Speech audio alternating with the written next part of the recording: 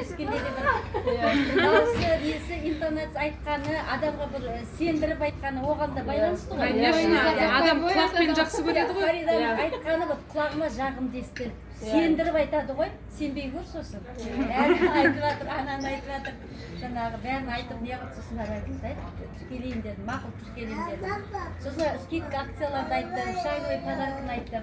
Сосын айттым, терять нечего, давай не қылайын. Ақсума? Салып алса бәрін. По-моему, даже заказ жасаған. Қазір қарындан ашады. Заказ жасадым, білмеймін. Кезінде мүмкін.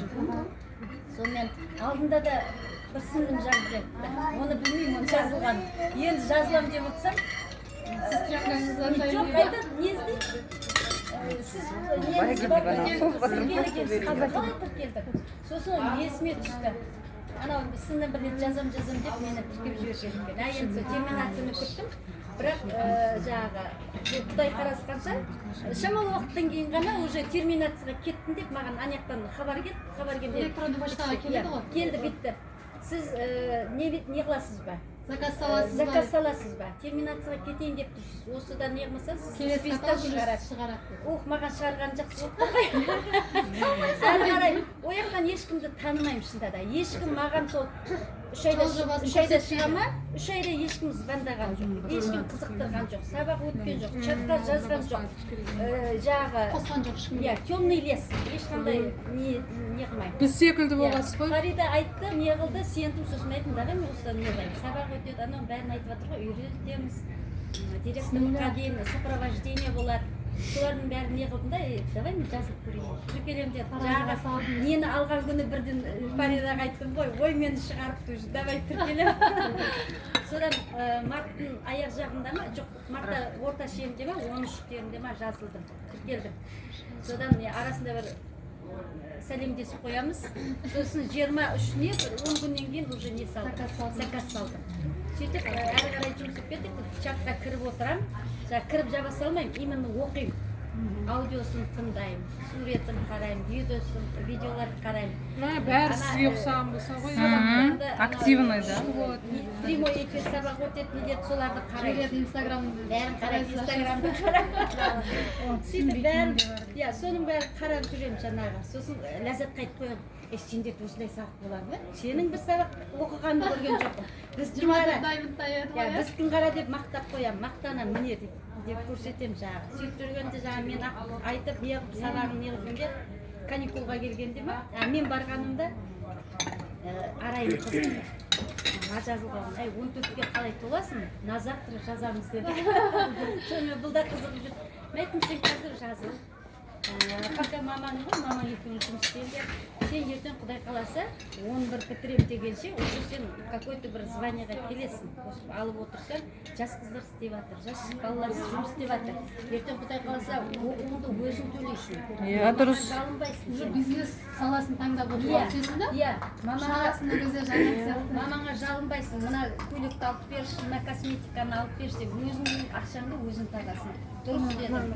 Сен қалай оған күнің болады? 3-ші майда 14-ке толды, 4-ші майда бірден 105 балл жасады, сол тіркелгеннен бастап 105 баллдан түспей келе жатыр. Пока сол 150-ге бармай, сол 105 баллмен жүре берді. Подаркасын алады. Ананы оқып қойсаң, мамаңмен қоса отырып оқы деймін ғой, қара деймін, қызық қарайды.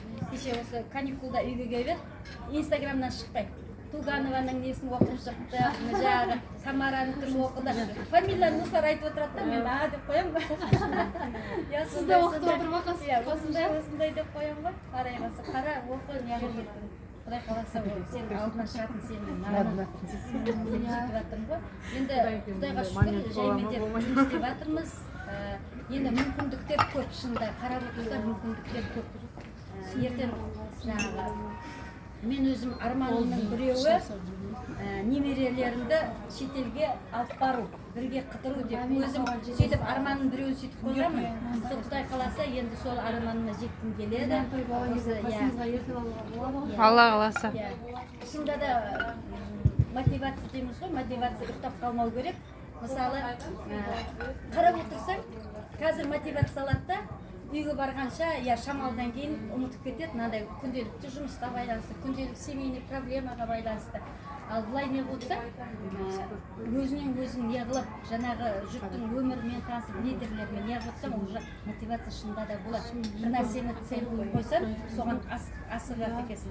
Мен айтамын да, анау шайникпен шай қайнатқанмен, самаурмен шай қайнатқанмен екеуі айырмашылық бар ғой. Біздікі, көбісінікі, анау шайникпен шай қайнатқан сияқты. Сол бұрқылдап қайнайды да, шаймен суып қалады. Самовар қайнатқан до конца шайын ішіп қалғанша сылғылап тұрады ғой. Ішінде шоғымен. Баяғыда әжем айтатын, мынаның ішінде шоқпақ су құйып қойшы тағы да деймін. Мысалы, сондай жағдай. Сол сияқты мотивация өлмеу керек. Жаңағы бір армандарды жазып, сол арманға жетіп жайып жатыр ғой, ішкі мотивация болады, сыртқы мотивация болады деп. Шынында да адам кім Әлия дұрыс айтып кетті.